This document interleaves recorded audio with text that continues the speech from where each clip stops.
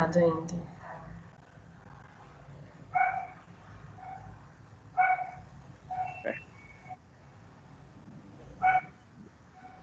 Por outro lado, mesmo estando minimizado, a gente consegue enxergar bem os slides. Sim. Mas é ruim, né? Não, agora apareceu o modo de apresentação. Só selecioná-lo. Vocês estão vendo a tela apresentada agora? Continua? Agora sim. Agora sim. Agora modo apresentação. Ok. Então tá. Se sumir, vocês me avisam que a gente tenta ver o que precisa fazer aqui. Avisamos sim. Bom, doutor, já tem uma boa adesão aqui, isso acho que a gente já consegue começar. Vocês podem começar quando vocês quiserem. Eu estou por vocês. Acho que pelo horário, né, que a gente tinha combinado, então vamos começando, o pessoal vai entrando depois aí. Bom, meu nome é Yasmin, eu sou coordenadora regional da região Centro-Oeste, da BRP. Hoje a gente tem a honra de convidar e receber aqui para a nossa terceira ABR Play o Dr. Fabiano Gomes, né, para um tema tão importante, que é a atualização do tratamento do transtorno bipolar para psiquiatras em formação. O Dr. Fabiano, uma unanimidade no Brasil de transtornos de humor, e a gente fica muito feliz em recebê-lo. Falando um pouquinho para apresentá-lo, antes dele mesmo se apresentar, né? O Dr. Fabiano, ele é formado pela UNB, pela Universidade de Brasília. Ele fez psiquiatria no Hospital de Clínicas de Porto Alegre. É especialista em psicoterapia de orientação analítica, mestre e doutor em psiquiatria pela Universidade Federal do Rio Grande do Sul. Ele foi coordenador do Ambulatório de Transtornos de Humor do HUB, na UNB, onde eu tive a honra de conhecê-lo.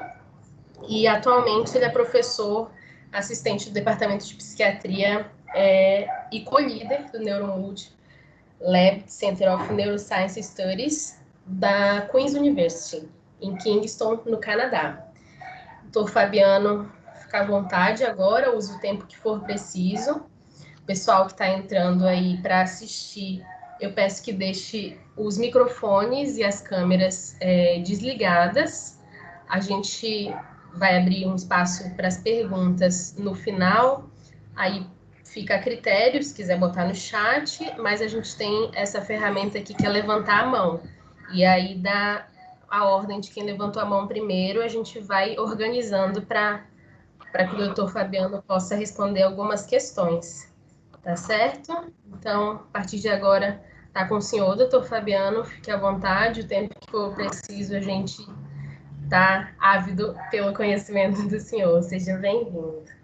Tranquilo. Então, a gente vai terminar mais ou menos amanhã, 5 da tarde, falar mais ou menos 24 horas sobre esse tema. Enfim, queria primeiro agradecer, então, na pessoa da Yasmin, que foi minha querida residente, uma residente muito boa e muito dedicada, assim como eu imagino que são a maioria de vocês. É um prazer e uma honra para mim estar aqui hoje, falando para psiquiatras em formação.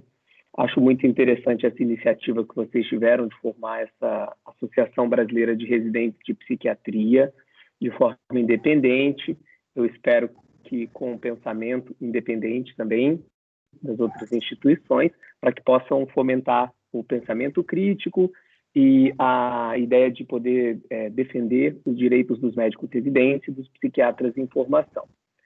Em primeiro lugar, então, eu queria agradecer. Segundo, dizer que, para mim, é muito bacana estar podendo dividir isso com vocês nesse momento, já que acabou de sair um novo guideline para tratamento de transtorno bipolar e transtornos do humor, então vou trazer algumas informações que eu pude também trazer desse novo guideline.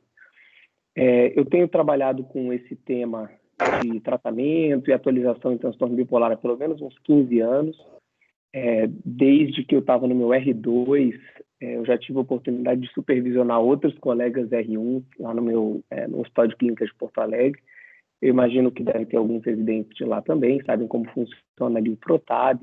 Fui aluno da maioria dos professores de lá, me orgulho muito dessa minha formação.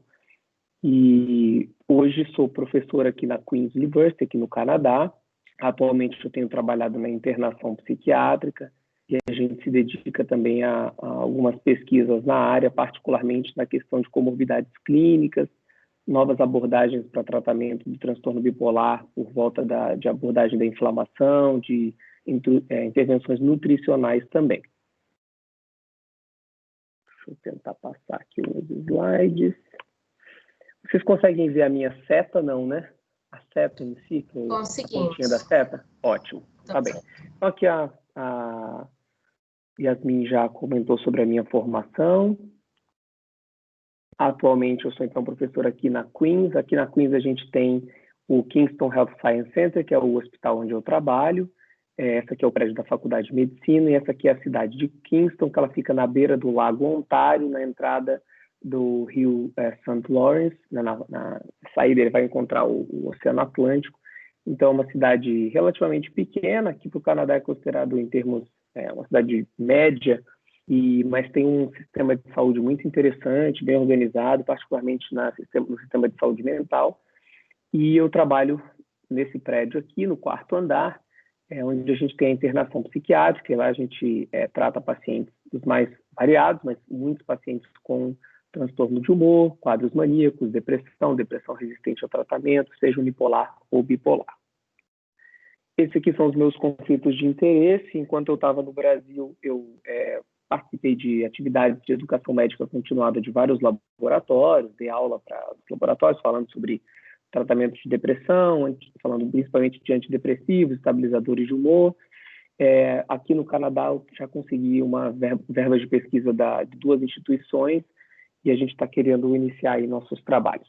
A rigor, esses laboratórios não têm exatamente a ver com o tema da atualização, mas como eu já falei de alguns medicamentos, é interessante que vocês tenham a ideia de que eu sou uma pessoa que acredito nos tratamentos farmacológicos e já pude participar de outras atividades também com a indústria.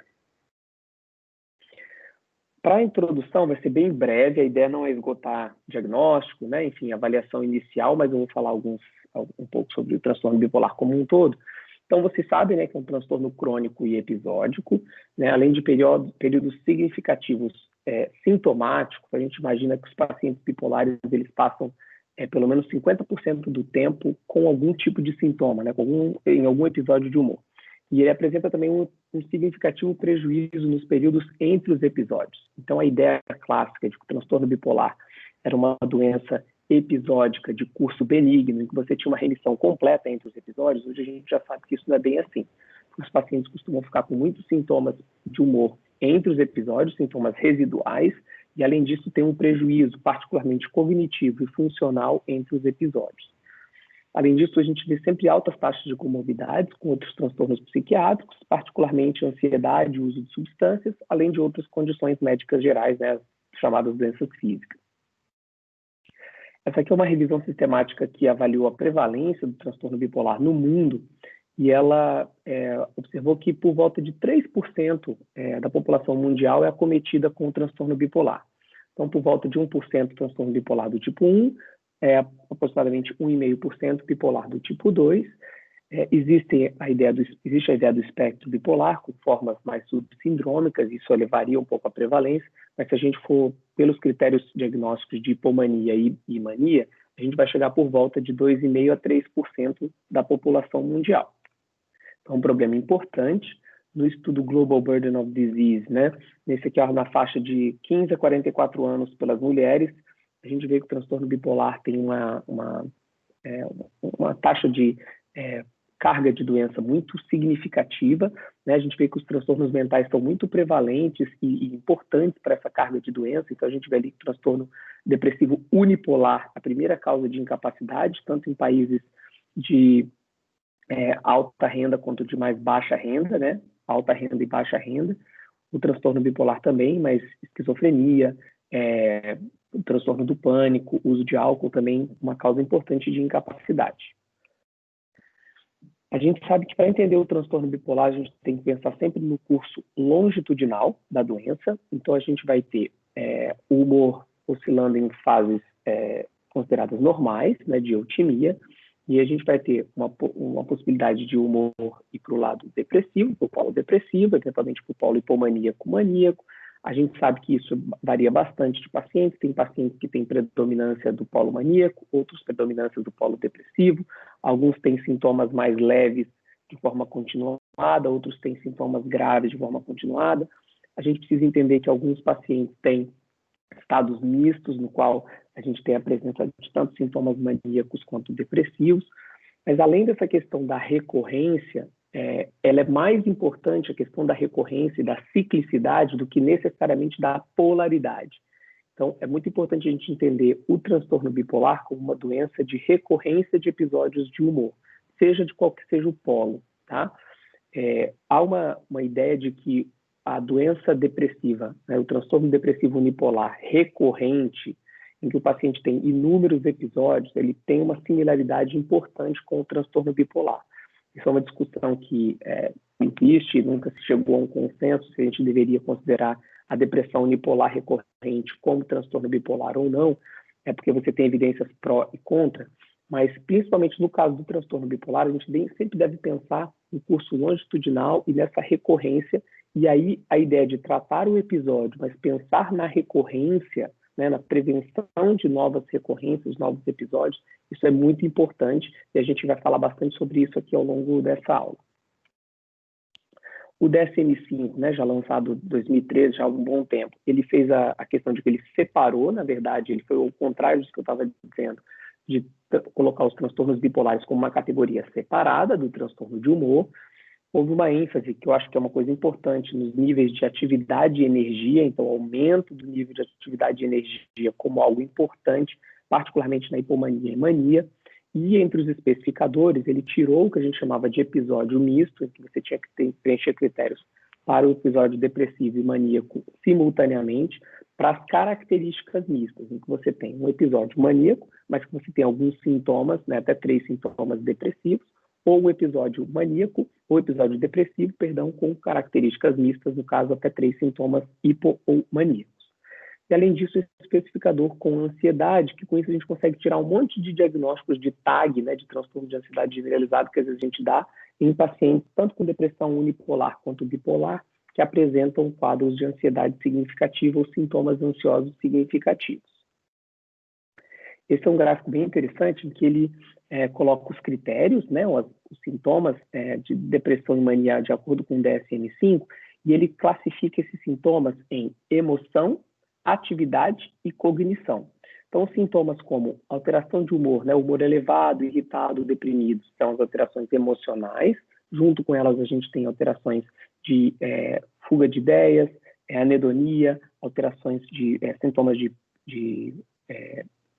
por exemplo, começando às vezes a faltar algumas palavras, de culpa, né, e falta de self-autoestima.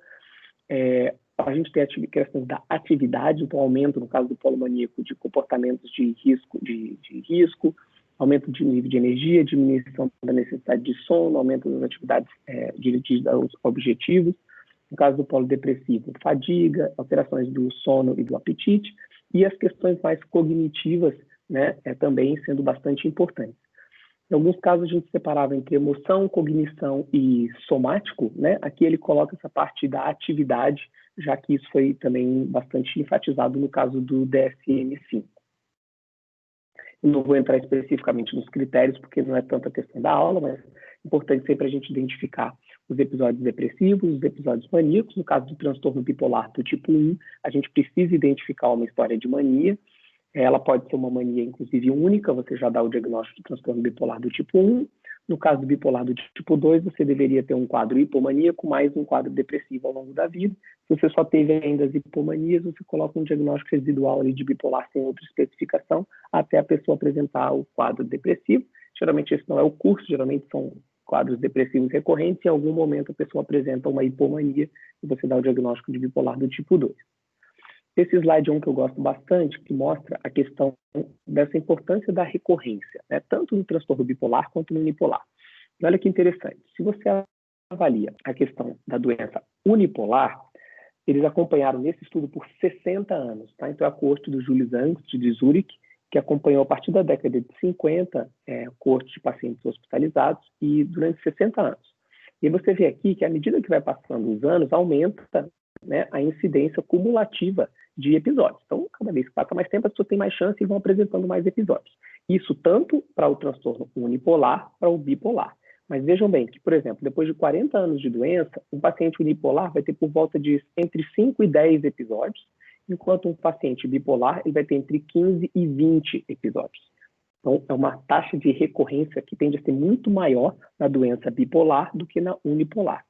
E no caso do transtorno bipolar, diferentemente da depressão unipolar, homens e mulheres tendem a ser acometidos de forma similar, e você acaba tendo altas taxas de recorrência, tanto em homens quanto em mulheres bipolares, sendo uma outra distinção unibipolar. No qual, na unipolar, a gente tem uma tendência das mulheres apresentarem mais e terem mais recorrência. Esse é um outro estudo bem interessante que mostrou as taxas de recaída após o primeiro episódio maníaco. Então, o transtorno bipolar, desde o início, ele já é uma doença de alta recorrência. Então, esse estudo aqui foi da coorte do professor Yeaton, de Vancouver, e ele acompanhou nos primeiros 12 meses pós-alta os pacientes que tinham apresentado um primeiro episódio de mania. Se a gente for ver aqui a recaída para qualquer episódio de humor ao longo de 12 meses, ela está por volta de 50%. Então, metade dos pacientes, após um episódio de mania, nos próximos 12 meses, vão apresentar uma recaída. Isso aqui, pacientes tratados, tá, em um centro de excelência lá em Vancouver. Então, a gente percebe que realmente é uma chance grande dos pacientes apresentarem recaída, mesmo após o primeiro episódio. Daí a importância do tratamento profilático. E, além disso, quanto mais sintomas residuais a pessoa apresenta depois que ela melhora do episódio, porque a pessoa pode ser tratada para aquele episódio, ela pode inclusive não preencher mais critérios para aquele episódio. Então, se a gente até faz os critérios do DSM-4, ela ainda não preenche os critérios, porque ela não tem o mínimo, a intensidade mínima para você dizer que está em episódio, mas ela pode apresentar vários sintomas residuais, às vezes sintomas leves, ou um número de sintomas que não preenche critérios. Se a pessoa ainda apresenta esses sintomas residuais, a chance dela ter uma recaída é muito maior. Então, se a gente acompanhou aqui, foi até 120 semanas. Isso aqui foram dados do STEP-BD, que foi o maior estudo que já acompanhou pacientes bipolares no início da década dos anos 2000. Então, a gente vê aqui que a taxa de recaída de pacientes sem sintomas, né, ela é menor. Então, em 90 semanas, ela é por volta de 50%, do que pacientes que tinham sintomas residuais de qualquer natureza. Então, um pouco de alteração de sono, um pouco de anedonia, alguma alteração cognitiva, por exemplo. Com 90 semanas, você tinha 75% dos pacientes que tinham tido uma recaída. Isso tanto para depressão quanto recaída para mania, tá? Independente. Então, se eu tenho paciente pós-mania, se ele ainda tem sintomas de hipomaníacos ou algum sintoma de humor, a chance dele ter uma recaída para depressão e mania ela é aumentada. E se ele está se recuperando de um quadro depressivo, também a chance dele ter uma recaída depressiva ou maníaca ela é aumentada. Isso reflete a importância de também, além de prevenir, tratar de forma mais agressiva os episódios e tentar, de alguma maneira, chegar atingindo a remissão e a recuperação completa. Quais são, então, os princípios do tratamento do transtorno bipolar, com essa ideia de que é uma doença recorrente e que a gente precisa prevenir? Sempre a gente vai precisar fazer uma avaliação completa, né, com uma anamnese, exame físico completo, incluindo história do desenvolvimento, dados de personalidade, uso de substâncias, estressores, porque daí a gente vai poder entender um pouco melhor quem é essa pessoa que a gente está tratando. É uma pessoa que, além do transtorno bipolar, ela tem uma história do desenvolvimento com alguma alteração, para que ela tenha algum quadro neurodesenvolvimental, como déficit de atenção, retardo mental, alguma síndrome neurológica. A personalidade dela é uma personalidade mais compensada, ou uma personalidade mais instável, do tipo borderline, ou com algum outro tipo de comprometimento, ou mesmo sintomas mais paranoides, sintomas dependentes. Isso vai, muitas vezes, influenciar a maneira com que a gente vai conseguir se relacionar com essa pessoa. E isso é muito importante, independente do tratamento do transtorno bipolar. A gente precisa entender quem é a pessoa bipolar que a gente está tratando. Além disso, se ela faz uso de substâncias, e aqui entram tanto substâncias lícitas quanto ilícitas, incluindo tabagismo, uso de álcool e uso de substâncias psicoativas.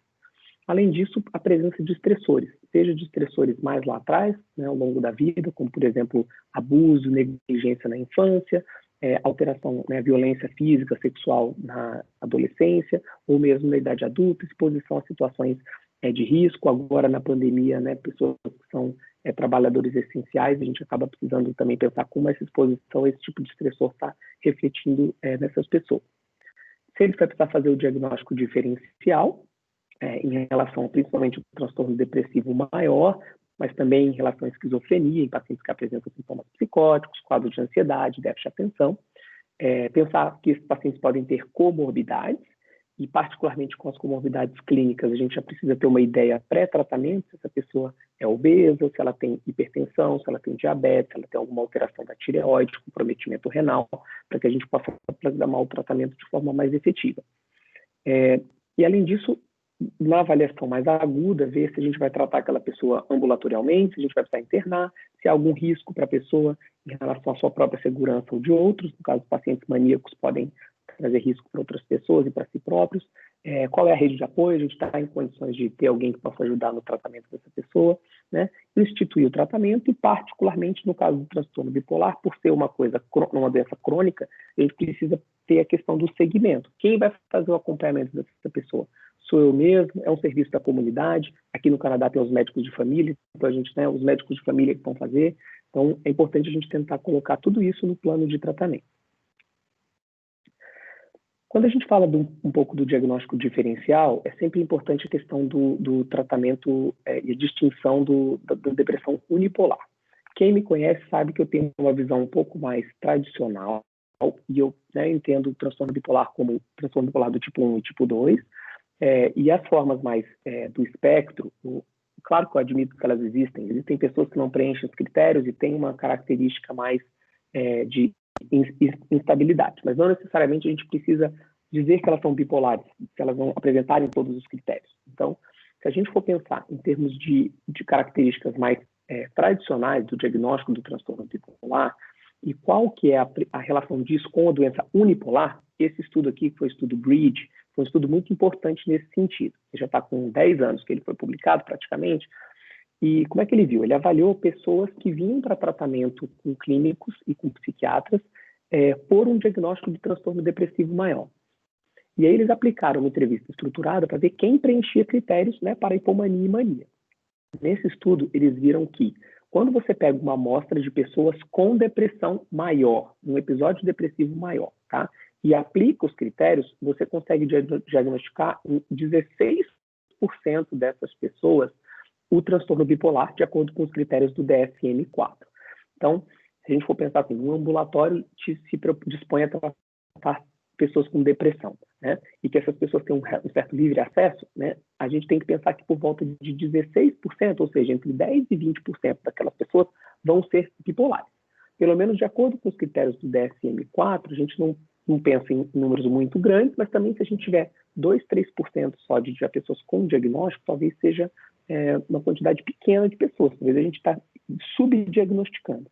Se a gente tem um número muito alto de pacientes bipolares nessa minha composição de pacientes com depressão maior, talvez eu esteja ou superdiagnosticando ou estou usando critérios mais elásticos.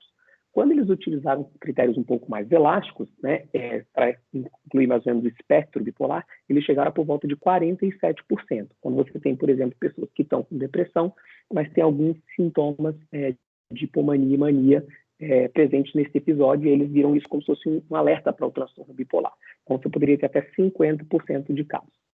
Eu considero muita coisa, não acho que 50% dos deprimidos sejam bipolares mesmo, ou que a gente vai ter que tratar como se forem, mas eu imaginaria que algo por volta de 20% é bastante razoável. Não existe nenhum critério diagnóstico, nem sintomas patognomônicos, né? Vocês já sabem, para depressão bipolar e unipolar, mas existem algumas características, né, de pacientes que apresentam a depressão, que já têm o diagnóstico de transtorno bipolar, e, na verdade, a gente acaba não dando o diagnóstico porque a gente não explorou bem se havia ou não a presença de hipomania e mania, ou porque o paciente é um mau informante, ou porque a gente não sabe perguntar, ou porque não tem um colateral que pode trazer essa informação. E aí tem algumas características que têm mais chance do paciente ser bipolar. Então, para dizer que a pessoa é bipolar, você tem que ter a hipomania e mania. Mas se você identifica naquele quadro depressivo algumas características como essas que estão aqui, tem que aumentar a sua ideia de que aquela pessoa pode ser bipolar. Então, eu preciso investigar de forma mais profunda. Quais são essas características? Então, uso de álcool, né, é bastante importante, particularmente história familiar de uso de álcool e de transtorno bipolar. Doença de início mais precoce, por volta ali dos 20, 25 anos. O início abrupto dos episódios, então a pessoa começa e melhora daquela depressão de forma mais abrupta. Comorbidade com déficit de atenção.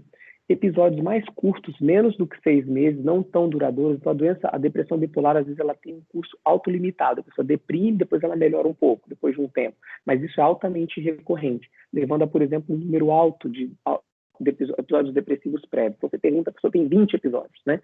Isso chama bastante atenção para um quadro bipolar. Sintomas maníacos ou labilidade do humor naquele episódio. Retardo psicomotor é comum, mas não é patognomônico, mas se a pessoa está com muito retardo, a gente pode pensar também em depressão bipolar, às vezes sintomas catatônicos. Hipersonia, né, sintomas mais atípicos, como hipersonia e hiperfagia, e paralisia de chumbo, sintomas psicóticos e culpa patológica também podem estar presentes. E aí, do outro lado, para a unipolar, muitas vezes a presença de muitos sintomas somáticos tem muito a ver, às vezes, com a depressão mais unipolar, tá? Então, de novo, não são patognomônicos, mas ajudam a gente a aumentar a nossa ideia de que a pessoa pode ser, talvez, bipolar. É interessante esse outro achado aqui, que é uma revisão que ela avaliou assim, tá, então eu estou vendo o paciente pela primeira vez, ele não tem uma história de transtorno bipolar, eu não consigo preencher os critérios para hipomania e mania, mas ele está deprimido. Qual é a taxa de conversão para transtorno bipolar? Ou seja, ele agora não tem transtorno bipolar, porque ele só tem um episódio depressivo, mas ele pode vir a apresentar ao longo dos próximos anos um episódio de hipomania e mania, correto? Então, qual que é a taxa de conversão dessa pessoa? Qual é o risco de alguém que teve um episódio depressivo se tornar bipolar ao longo do tempo? Eles fizeram essa meta-análise e avaliaram que a taxa de conversão ela tende a ser muito maior nos primeiros anos, tá? Então, se você for pensar aqui, a taxa de conversão anual no primeiro ano é por volta de 4%, depois vai reduzindo um pouco, principalmente nos primeiros 2 anos, a taxa anual é entre 4% e 3%. Ou seja, em 2 anos, 7% dos pacientes que tinham um diagnóstico de transtorno depressivo maior, de um episódio depressivo maior, passam a apresentar hipomania e mania e mudam o diagnóstico, tá? Então, no primeiro ano, 4%, no segundo ano, 3%, entre o ano 2 e 5, somente 1%, entre o ano 5 e 10, somente 1%. A taxa cumulativa deles é por volta de 14%, ou seja, se você acompanha pessoas que hoje têm transtorno depressivo maior, episódio depressivo maior, né, por 10 anos, em geral, 14% delas vão apresentar transtorno bipolar em 10 anos. Eu acho esse número interessante, esse 14, porque ele tem uma certa convergência com aquele outro dado do Bridge, de que por volta de 16% das pessoas com transtorno bipolar, na verdade, 16% das pessoas com depressão maior, na verdade, tem transtorno bipolar. Então, nesse universo de pessoas com depressão, você tem que pensar que aí entre 10% e 20% delas são bipolares, seja já desde o início, seja ao longo do tempo. Vão se tendo essa conversão para o diagnóstico. Em relação ao manejo clínico, então, isso aqui já está falando do guideline que saiu agora, do guideline australiano da Nova Zelândia, que eu acho bastante interessante as figuras que eles utilizam. Então, se você tem um paciente com transtorno de humor, no caso aqui o transtorno bipolar, a primeira ideia que a gente tem que ter é que a gente vai precisar ter algumas ações para todos eles. Então, orientar mudanças de estilo de vida e intervenções psicológicas, ela vai ser sempre muito fundamental. Mesmo no caso do transtorno bipolar, em que as opções e a tomada de decisão em relação à farmacoterapia, ela é fundamental. Não existe manejo do transtorno bipolar sem o uso de medicações ou de algum tipo de tratamento somático, como, por exemplo, a eletroconvulsoterapia. Nas nossas realidades, os pacientes não fazem unicamente ECT. Então, o uso de farmacoterapia, ele é fundamental.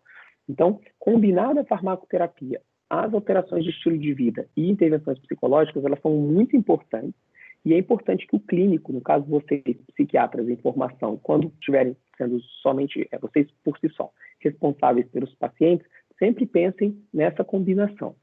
E, além disso, saber que a gente vai precisar de combinações de medicamentos e, eventualmente, o uso de outros tipos de estratégias quando essas primeiras opções acabam não funcionando.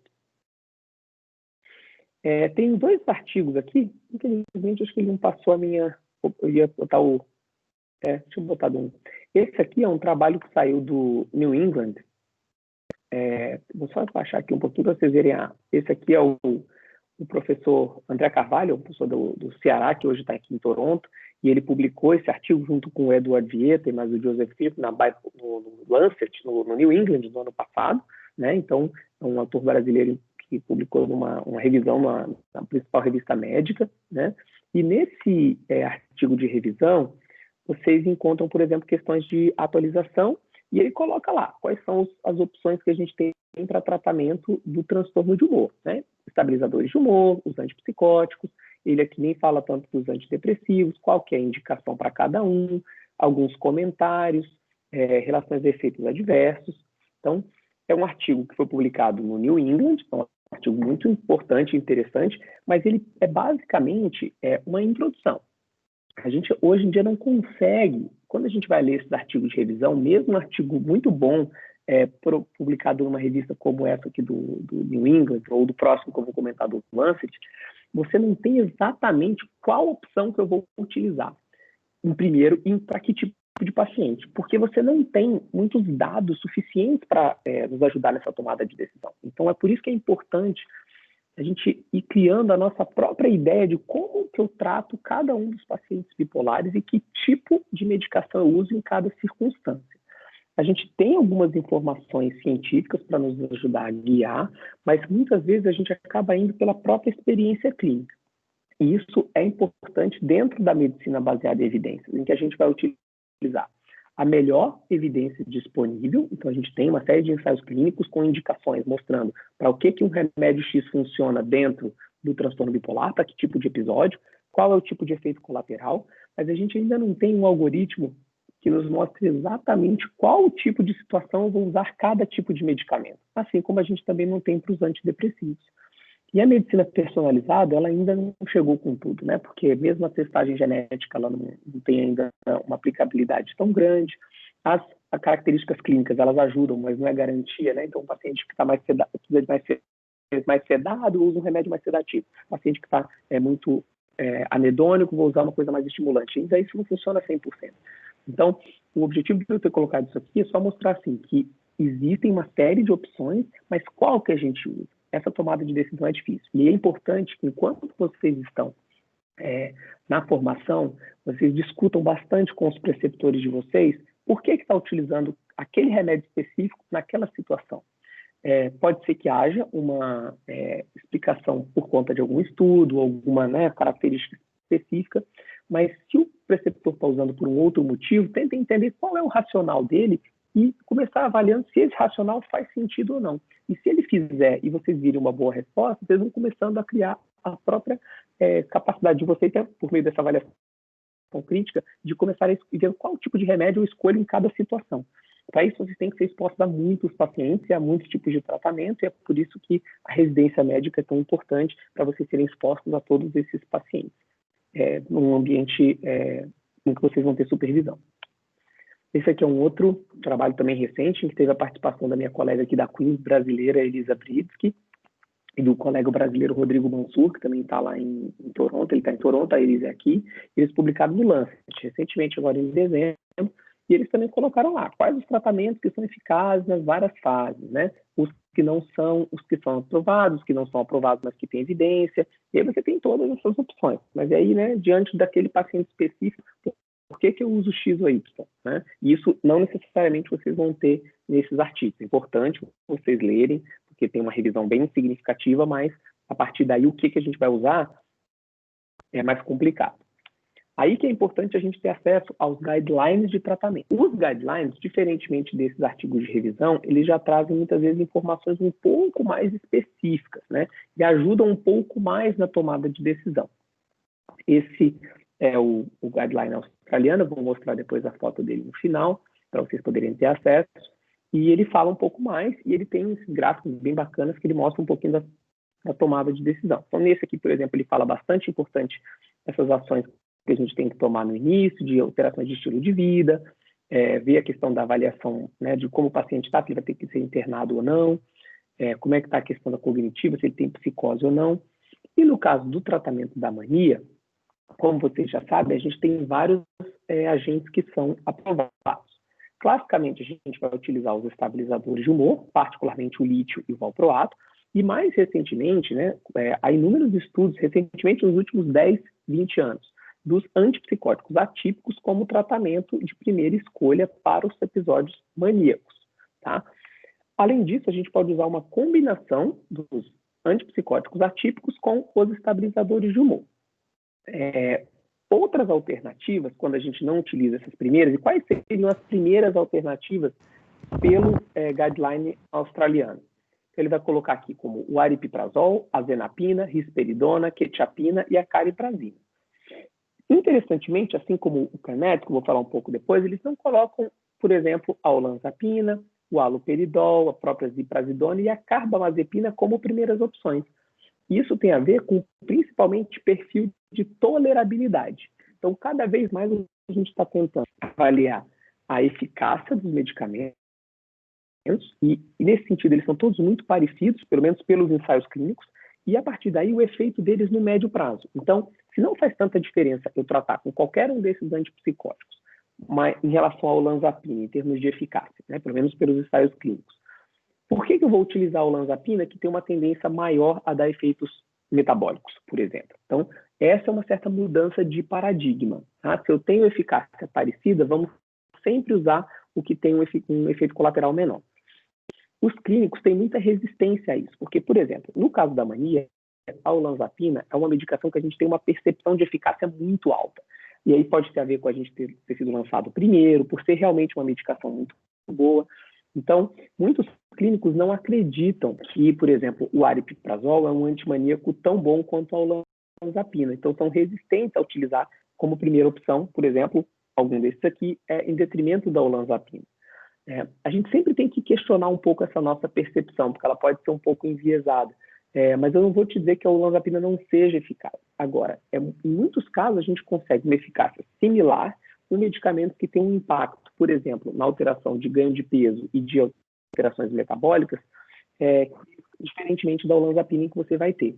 Do mesmo jeito, o Aldol. O Aldol foi considerado o padrão ouro para o tratamento da mania por muito tempo, mas o risco de você ter sintomas extrapiramidais significativos, como distonias agudas, e se o uso de longo prazo, você ter disnesia tardia, é muito grande. Então, acaba sendo colocado como uma alternativa ou como segunda linha.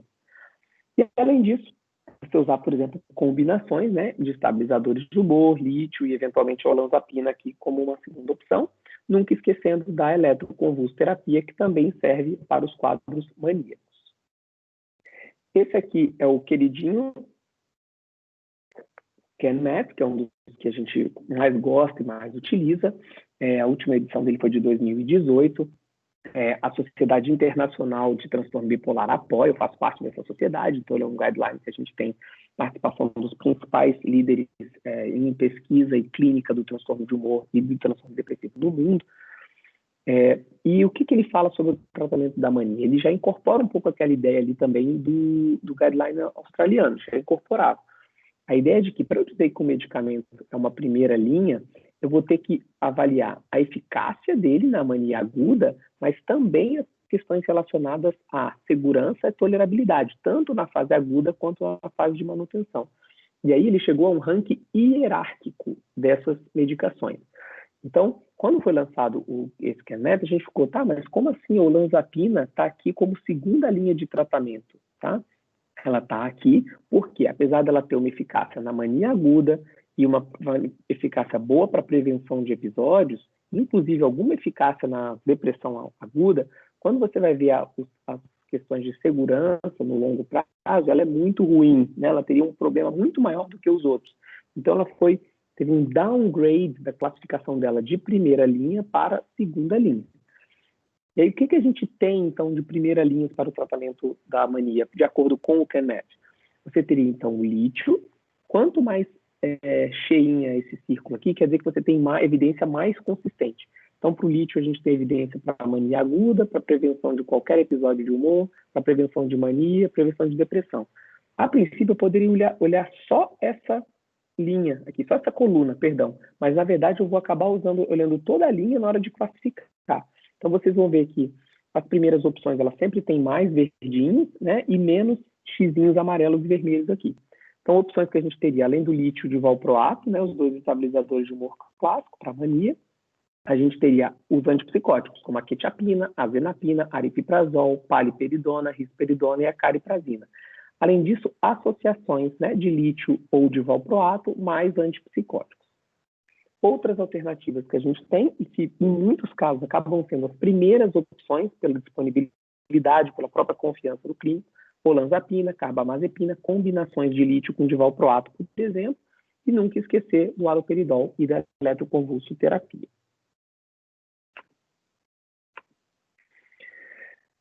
Aí, dentre esses antipsicóticos, qual que eu vou utilizar? Então, a gente vê ali que você tem, primeira linha, várias opções como primeira linha, mas existe a evidência de que um é superior ao outro? Os guidelines fazem alguma menção a isso. Geralmente, eles vêm a partir de, eles fazem essa menção a partir de estudos como esse aqui, que é uma meta-análise de rede, né? Ou a Network Meta-Análise. Então, uma Network Meta-Análise de mania, feita pelo Cipriani, publicada em 2011 no Lancet, ela avaliou como é que são os estudos que comparam os diversos medicamentos utilizados para mania com o placebo. Então, toda vez que vocês virem um gráfico desse aqui, uma figura dessa aqui, você vai ter as várias substâncias. O redondinho, né, o círculo, é o número de pacientes. Então, quanto maior o círculo, maior o número de pacientes que utilizaram aquela substância. Você tem as linhas. As linhas são, se houve uma comparação direta, então aqui você vê que há estudos que comparam placebo com lítio. Quanto mais grossa a linha, maior o número de estudos, então tem mais estudos comparando lítio com placebo do que lítio com valproato, o número de estudos. E se você não tem uma linha, quer dizer que não tem uma comparação direta. Então, no caso aqui, eu não tenho nenhum estudo que comparou valproato com ziprasidona. Porém, como eu tenho outras comparações, eu consigo estimar essa comparação. E é para isso que serve uma meta-análise de rede. Tá? Isso você tem para antidepressivo, vocês já devem ter visto esse tipo de estudo. Então, mas é isso aqui que ele faz. Então, não tem a ver com ser bom ou ruim, tem a ver com ter número de estudos, né? Número de pacientes, número de estudos e se há ou não comparação. Então, por isso aqui a gente vê que tem mais estudos comparando placebo com aripiprazol, olanzapina, topiramato, quetiapina e risperidona, né? E que a maior parte dos pacientes usaram placebo, olanzapina, aripiprazol e aldol. E risperidona também. Qual foi o resultado dessa meta-análise? Quando ele avaliou o ranking, né? Ou seja, a eficácia, quais eram os mais eficazes e os quais eram tinham mais aceitabilidade, ou seja, os pacientes mais se mantinham no tratamento, você conseguia comparar os vários agentes. E aí ele fez essa figura bem bacana aqui. O que mostra essa figura? Se a gente for pensar, por exemplo, o lítio. O lítio, ele é um dos 5 melhores para você avaliar a eficácia. Tá? Então, ele está perto aqui do lítio, aripiprazol, quetiapina, olanzapina, risperidona e aldol, em termos da eficácia. Mas quando você vai ver a aceitabilidade, que é o paciente se manter no tratamento, ele está bem atrás de vários outros medicamentos. Só que ele está atrás de alguns que não são muito eficazes, como, por exemplo, esses outros aqui. Ó, valproato e carbamazepina, eles são mais aceitos, ou seja, o paciente consegue tolerar muito mais, mas ele é menos eficaz. Então, a gente colocar eficácia e tolerabilidade é uma maneira da gente avaliar se aquele remédio vai acabar dando certo, que o paciente vai melhorar e vai tolerar. Quando a gente fez isso para a mania, a gente viu aqui que a risperidona, olanzapina, quetiapina e o aldol foram os que ele considerou aqui na linha verde. Então, se eu estou tentando ver assim, qual remédio que eu posso dar que o paciente tende a permanecer em uso na fase aguda? Então, olanzapina tem pouco dropout, poucos pacientes param o uso, né, na fase aguda e ela tem uma boa eficácia. Risperidona e quetiapina e o aldol tem uma boa eficácia com um pouco menos de aceitabilidade. Então, quando eu vou escolher um antipsicótico particularmente, se eu puder escolher um desses 3, eu vou ter mais certeza que ele vai funcionar. A questão é que esses 3 podem ter um pouco mais de efeitos colaterais, por exemplo, do que o aripiprazol. Então, não esquecer também do aripiprazol, particularmente em pacientes que já têm uma tendência ruim à parte metabólica. Então, eu pensaria que esses 4 antipsicóticos são os que a gente tem mais evidência de eficácia com tolerabilidade. E se a gente precisar utilizar junto um estabilizador de humor, o lítio tem a ter uma tendência maior de eficácia. Então, combinações de lítio com esses antipsicóticos tendem a ser altamente eficazes e com uma certa uma aceitabilidade, ou seja, uma tolerabilidade também relativamente boa. Então, são combinações boas para a gente utilizar no quadro maníaco. Por que eu estou falando de combinação? Porque, por mais que a primeira linha possa ser tratamento com monoterapia ou tratamento combinado, ou seja, uma medicação só, seja estabilizador de humor ou antipsicótico, versus a combinação de um antipsicótico com estabilizador de humor, a gente já tem, pelo menos essa meta-análise aqui que já tem bastante tempo, que mostrou que quando você associa a combinação do estabilizador de humor com antipsicótico, a tendência é ter mais sucesso, ou seja, está para cá do zero, ó, quando você utiliza a combinação.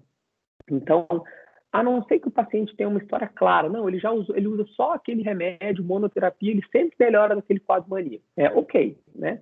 Ou, não, é um paciente que eu estou tratando pela primeira vez, a mania não é tão grave, eu vou usar somente ou antipsicótico ou estabilizador de humor. Eu prefiro usar o estabilizador de humor, mas vamos supor que seja o antipsicótico também. Ok. Mas tem um paciente que já tem um quadro um pouco mais arrastado, um pouco mais grave, em geral a combinação tira o paciente mais rápido. E quanto mais rápido você tira o paciente, maior a chance, né, de você ter menos prejuízo cognitivo e funcional, porque o cérebro sofre um pouco menos. Né? Depois você vai precisar ver se aquela combinação não tem um efeito colateral muito grande, não traz outros problemas no médio e longo prazo. Mas no tratamento agudo, muitas vezes vai ser mais eficaz. Então isso é uma outra coisa que a gente já tem evidência, de que tratar em combinação é melhor do que somente com um agente, mas claro, em uma situação ou outra você pode utilizar também a monoterapia se tiver uma história prévia, principalmente um paciente ainda virgem de tratamento. E aí a outra pergunta que vem a partir disso é, ok, eu usei então a combinação, o estabilizador de humor e o antipsicótico. A gente tem a ideia de que o paciente vai precisar manter com o uso de alguma medicação para prevenir episódios. Mas, classicamente, a gente mantém com estabilizadores de humor, com o lítio, o valproato, eventualmente a carbamazepina. Então, se eu usei, por exemplo, para tirar o paciente da mania, um estabilizador com antipsicótico, tá? Por quanto tempo eu vou manter o antipsicótico e eu posso tirar aquele antipsicótico e o paciente ficar só com o estabilizador de humor? Essa era uma pergunta bem importante que foi respondida nesse ensaio clínico, ou pelo menos tentou responder nesse ensaio clínico aqui do CanMed, publicado em 2016. O que eles fizeram? Eles pegaram um paciente pós um episódio de mania, em que ele foi tratado com risperidona ou olanzapina, junto com um estabilizador de humor, que ele podia ser lítio ou de valproato, e aí eles randomizaram o paciente para terminar, para parar de usar logo que ele melhorou. Então ele melhorou, depois de 2 semanas ele ficava só com o estabilizador de humor.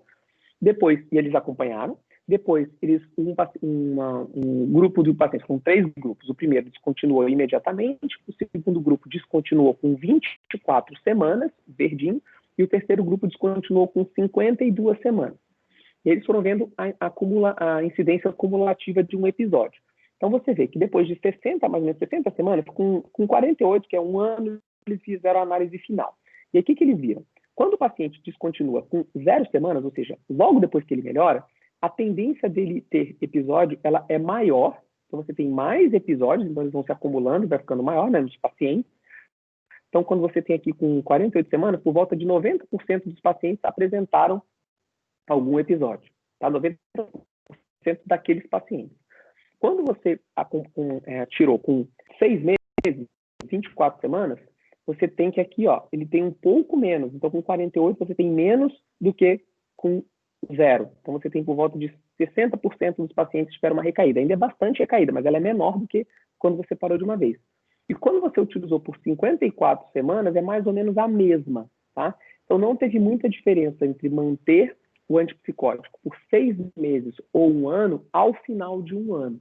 Então, dá uma ideia assim, que talvez você tirar o antipsicótico muito cedo não é legal, porque o paciente tem uma chance de ter uma recaída de qualquer episódio, mas você talvez não precise manter por tempo demais, tá? Porque, inclusive, o antipsicótico mantido por muito tempo, além de ter o efeito, às vezes, metabólico, pode ter, dependendo do que você escolheu, ter um bloqueio dopaminérgico, você pode, às vezes, ter uma recaída depressiva, particularmente com risperidona ou olanzapina dose alta. Então, você, às vezes, tem que reduzir um pouco a dose, e algumas vezes você tem que realmente tirar, porque você começa a ter um aumento de chance do paciente ter uma virada depressiva depois que ele já melhorou do episódio maníaco. Então, em geral, a gente recomenda aí usar entre, no mínimo, uns 3 a 6 meses. Se o paciente estiver relativamente estável, a gente já tende a tirar. Tem alguns pacientes que, infelizmente, não conseguem ficar na manutenção sem antipsicóticos. porque eles voltam a ter sintomas hipomaníacos ou sintomas psicóticos, às vezes são pacientes esquizoafetivos, ou com um transtorno bipolar mais grave, ou com maior tendência à recaída mesmo, seja depressivo ou mania, que aí você vai acabar precisando manter eles no longo prazo. Mas como ideia geral, o tratamento de mania com a combinação é muito bom. Manter por um período de 6 meses seria mais ou menos o ideal, pelo que a gente tem de estudos, e talvez alguns pacientes vão precisar usar no longo prazo, mas você sempre tem que considerar caso a caso. Certo. Dá uma pausinha aqui para eu beber uma água. Isso, então, foram as considerações que eu queria trazer para a mania. No caso da depressão bipolar, a gente sabe que é uma das coisas mais difíceis que a gente tem de tratar, tá? Na medicina, não é só na psiquiatria. Então, primeiro, porque a gente tende a, às vezes, comer bola no diagnóstico, e segundo, porque realmente a gente tem menos opções terapêuticas e muitas vezes as opções não são tão boas assim. O que o Jim Malley, que é o autor desse estudo, né, do Guideline da Nova Zelândia e da Austrália, ele comenta? Então, em termos de opções, a gente teria a gente tem que pensar nos 3 L's e a quetiapina, né? Então, você tem o lítio, a lamotrigina e a lurazidona como opções muito interessantes, e a quetiapina como uma outra opção muito boa também. Então, em relação a estabilizadores de humor, então, se a gente for pensar em lítio, lamotrigina, esses teriam uma boa eficácia, o valproato menor, mas pode ser usado também. Em monoterapia, a resposta não tende a ser muito boa, mas pode ser usado. E no caso dos antipsicóticos de segunda geração, a quetiapina é a que a gente tem mais evidência, a lurazidona você tem também uma evidência principalmente na fase aguda, e mais recentemente a cariprazina, que ainda não está disponível no Brasil, a gente também tem uma opção interessante em relação a sintomas depressivos. Então essas seriam as principais opções, né? Mas sabendo que em monoterapia, os estabilizadores de humor, principalmente o lítio e a lamotrigina, na fase aguda tendem a ser uma opção muito boa. E outras opções, como essas combinações de lítio com um antipsicótico que tenham um efeito antidepressivo, e aí aqui vem a primeira diferença. No caso da mania, aparentemente todos os antipsicóticos têm uma eficácia na mania, né? A gente não tem estudos da lurazidona, né? Mas provavelmente se você utilizar a lurazidona em dose antipsicótica, vai funcionar para a mania, né? Tem risco de induzir quadro misto? Até tem, mas a chance de usar uma dose acima de 80 e funcionar para a mania, ela existe, né? Clinicamente, a gente já viu casos em que funciona, mas não tem estudos. Então, a rigor, fora a lurazidona, os outros você teria todos ineficazes. Isso não serve para depressão bipolar. Então, os antipsicóticos atípicos, eles têm um efeito diferenciado. Alguns funcionam, como, por exemplo, a quetiapina, a lurazidona e para a cariprazina a gente já está tendo início de evidência, mas tem outros que a gente já tem evidência negativa. Em monoterapia, ziprasidona e aripiprazol não funcionam para depressão bipolar. Então, é um diferencial dos antipsicóticos atípicos, por exemplo, que não tem a ver com a mania, né? E, além disso, tem a questão dos antidepressivos, que eu vou comentar um pouquinho mais tarde. Então, o manejo da depressão bipolar, primeiro, a gente sempre tem que pensar em retirar medicações que possam estar piorando, né? Então, benzodiazepínicos, antipsicóticos de alta potência, dose alta de antipsicóticos, tentar reduzir, uso de álcool, uso de maconha, e instituir um tratamento que a gente sabe que tem evidência, como, por exemplo, como eu já comentei, lítio, lamotrigina, e dos antipsicóticos, a quetiapina e a lurazidona são os que a gente tem mais eficácia. Se não funcionar, a associação desses e, eventualmente, o uso do antidepressivo e também a eletroconvulsoterapia. O QNET é basicamente essa mesma coisa que eu falei, então eles comentam como segunda linha o uso de inibidor seletivo de recaptação de serotonina e a bupropiona, como opção de segunda linha. A combinação da olanzapina com a fluoxetina também é uma combinação interessante. E aqui também você acaba colocando uma combinação que a gente usa muito, a olanzapina com a fluoxetina, como uma das últimas opções por conta da tolerabilidade no médio e longo prazo. Esse aqui é uma publicação bem interessante, foi até um residente nosso aqui, um R5 da Queens, que publicou no ano passado, junto com o professor Gustavo Vasques. Ele fez uma meta-análise de ensaios clínicos para depressão bipolar em medicamentos em monoterapia. E ele viu aqui que tem alguns medicamentos que são eficazes, né? Então, tudo que passou aqui, que não cruza a linha, né, ele tem um efeito interessante de odds ratio. Então, se você pegar um paciente com depressão bipolar e der um inibidor da MAO, tranilcipromina, monoterapia, ele tende a ter uma resposta, tá? Então, no curto prazo, tende a funcionar. O venlafaxina e fluoxetina também tendem a funcionar.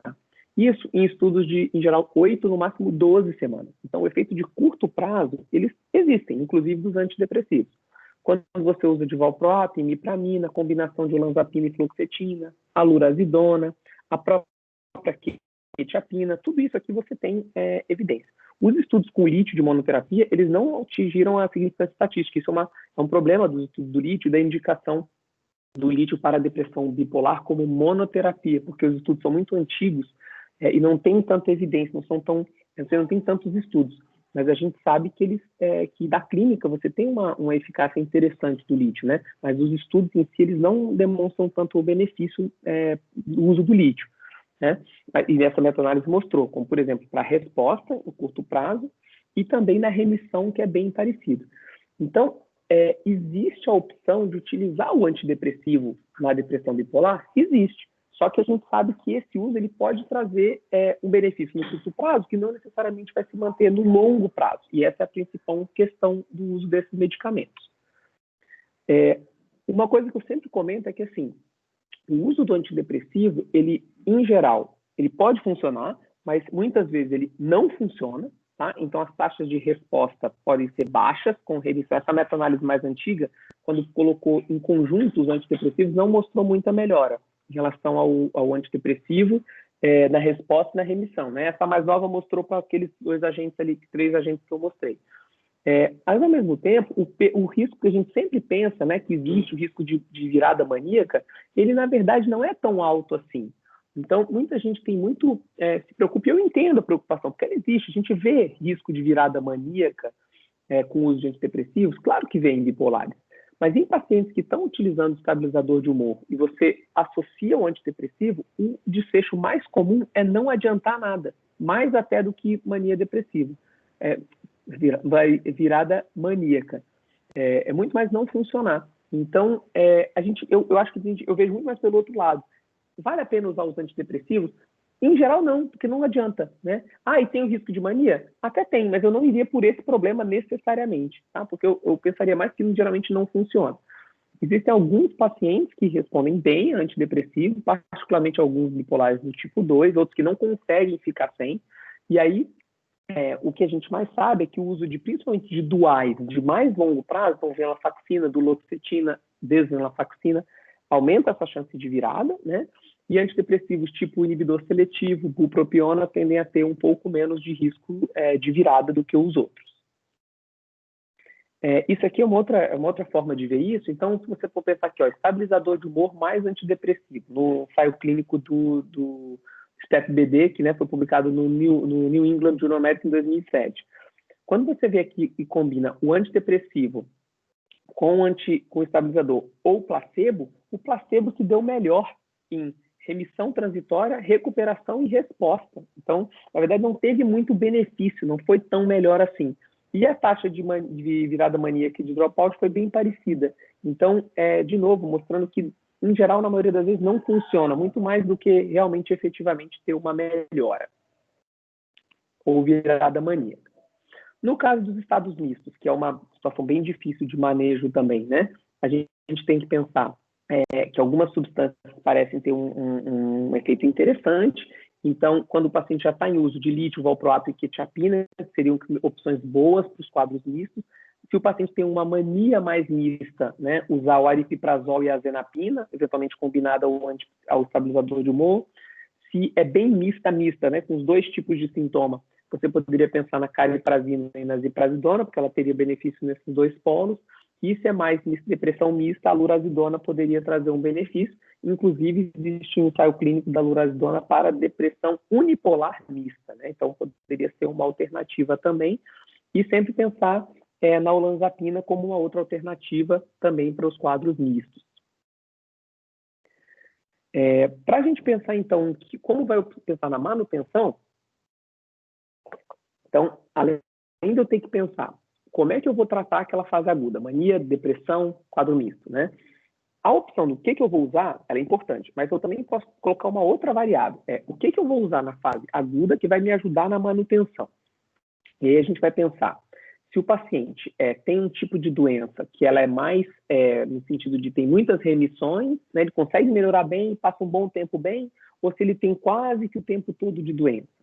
Se ele já usou, se o histórico dele de episódios prévios tem um padrão, ou seja, esse paciente tem uma tendência maior a apresentar depressão ou mania, ou seja, ele tem uma predominância de polaridade maníaca, depressiva ou não tem uma predominância, ele já usou outros tratamentos que funcionaram, então sempre a gente tem que pensar nisso, e se a gente já pensa nisso na hora que eu vou dar o tratamento agudo, ajuda a planejar o tratamento. Então, por exemplo, se eu tenho um paciente que tem uma predominância de polaridade depressiva, mas ele está maníaco, se eu puder usar um antimaníaco, um agente antimaníaco, um tratamento para aquela mania que também previna a depressão, ou que até trate depressão, seria melhor. Então, por exemplo, combinações de lítio ou valproato com quetiapina, por exemplo, é uma opção interessante, porque a gente sabe que a quetiapina é um bom tratamento para a depressão bipolar e também previne a depressão bipolar. Por outro lado, num paciente que tem uma predominância de polaridade depressiva e ele está maníaco, e eu utilizo antipsicóticos que bloqueiam muito D2, são muito potentes, por exemplo, se eu preciso usar um Aldol para tirar aquele paciente do quadro maníaco, eu preciso entender que por conta da polaridade dele, se eu mantiver esse Aldol por muito tempo, há uma certa chance grande de alguma forma, eu vir a ter um quadro de depressão, induzido pelaquela medicação. Se eu pensar um outro exemplo, então o paciente está deprimido, e eu vou utilizar, por exemplo, um antidepressivo, um agente antidepressivo para aquela depressão bipolar. Então eu utilizo, por exemplo, a lamotrigina. Mas esse paciente tem uma predominância de polaridade maníaca. Se eu utilizo somente a lamotrigina, é possível que esse paciente vá apresentar uma virada maníaca, né? Se eu utilizo, por exemplo, somente a lurazidona, pode ser que ele venha apresentar uma virada maníaca, já que a predominância dele é maníaca. Então, muitas vezes eu vou precisar associar uma outra medicação, já desde a fase aguda, para que o paciente não tenha uma recaída logo em seguida. Aqui, então, as várias opções, eu já comentei a respeito disso. As opções que o Kahneman coloca aqui como de opções de tratamento, a gente tem, então, o lítio, de valproato, a lamotrigina e os antipsicóticos, seja em combinação com os antidepressivos ou com os estabilizadores de humor ou não. Eu comentei um pouquinho sobre a predominância de polaridade, e aí o grupo do professor Vieta, eles falam um pouco sobre a questão do índice de polaridade, tá? Então, o índice de polaridade, ele calcula o quanto que aquele tratamento previne os episódios de mania ou de depressão. Então, é uma ação preventiva que foi extrapolada dos ensaios clínicos de manutenção. Não quer dizer que um é melhor do que o outro, tá? Ele simplesmente vê o espectro de ação. Então, se a gente for pensar aqui, coisas que eu já falei, a lurazidona e a lamotrigina, elas têm uma tendência a prevenir episódios mais depressivos. A paliperidona, a risperidona de longação e o aripiprazol previnem muito mais antimaníacos. Então, se eu vou utilizar isso na fase aguda, eu sei também que aquela medicação tem uma chance maior ou menor de prevenir aqueles outros episódios. Então, pode me ajudar na tomada de decisão. Medicações como o lítio e a quetiapina são relativamente neutras, então eu posso utilizar tanto para pacientes em fase que tem predominância maníaca, depressiva, ou que não tem predominância de polaridade. Esse aqui é mais ou menos a mesma coisa, também mostrando isso. Então, se a gente for pensar aqui, medicamentos, né, que têm uma tendência a ter uma maior prevenção de mania, aqui mais de depressão, prevenção de depressão, com a sua tolerabilidade versus eficácia, lítio, valproato aqui no meio, né, ciclozapina e quetiapina, então aqui não tem tanto essa diferença. A importância dos tratamentos psicossociais, particularmente na manutenção, né, eles são bem significativos e importantes. Particularmente a psicoeducação, ela deve ser oferecida para todos os pacientes. Se a gente puder fazer uma psicoeducação mais estruturada, por meio de grupos, funciona muito bem. No caso da depressão unipolar, você associar a terapia cognitivo-comportamental ou a de interpessoal de ritmos sociais pode trazer um benefício. E no longo prazo, você fazer a terapia de família, principalmente esse modelo do Miklovich, tem um efeito interessante, porque ela ajuda muito a diminuir as emoções expressas da família, do bipolar, e tratar um pouco, o bipolar muitas vezes é visto como um certo... a culpa de tudo acaba sendo o paciente bipolar, de todos os problemas da família. Então, você tratar um pouco como essa dinâmica familiar acontece pode trazer bastante benefício no longo prazo. Para os tratamentos psicossociais também tem essa questão. Então, você fazer aqui terapia cognitivo-comportamental familiar, você ajuda principalmente a prevenir depressão, e a psicoeducação ela pode ajudar em tudo, né? E um trabalho para detectar os primeiros sinais ajuda também a prevenir um pouco mais esse polo depressivo. A psicoeducação é tão interessante que mesmo que você faça psicoeducação no familiar, sem o paciente participar, pode ajudar a prevenir episódios, porque o familiar muitas vezes vai ajudar o paciente a identificar aqueles primeiros sinais da doença e o paciente procurar atendimento. Alguns fatores associados, então, à não adesão, que é um problema grave, né? Então, você fez todo esse raciocínio, começou a tratar o paciente, mas ele não adere, né? Então, a gente tem alguns fatores que são associados ao próprio paciente, então, particularmente falta de insight, alterações cognitivas e uso de substâncias, fatores bem importantes, pacientes que não têm atividades sociais, algumas características, né, de doença mais grave também dificultam muito, e particularmente os efeitos colaterais da medicação e doses baixas, né, ou seja, um tratamento inadequado. Então, a gente precisa sempre ter bastante monitorização do tratamento para que ele seja efetivo, né, utilizando doses efetivas, e também se o paciente não está tolerando, que a gente tome alguma providência. Para transtorno bipolar tipo 2, é muito parecido, são parecidas as recomendações, porque a maioria são extrapolações ou subanálises. Então, se coloca aqui como na depressão bipolar tipo 2, particularmente, você usar a quetiapina seria a primeira opção, mas você tem também aqui lítio, lamotrigina, é um pouco mais liberal o uso dos antidepressivos, e aí na manutenção, quetiapina, lítio e lamotrigina também. Quais seriam, então, alguns desafios, então, do tratamento, né?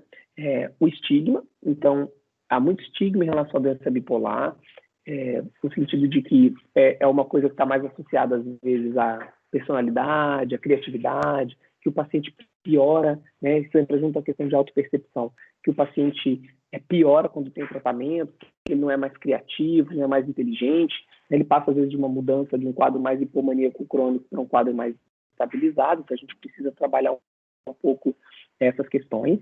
O estigma do uso de medicação de forma continuada, né, já que a doença precisa de tratamento continuado, e nesse sentido é interessante o trabalho aí que, inclusive, muitos de vocês têm feito nas redes sociais para trazer informação para as pessoas, eu acho que isso é importante, mas também, né, dentro de cada paciente no consultório, e tentar que isso se reflita também na sociedade como um todo.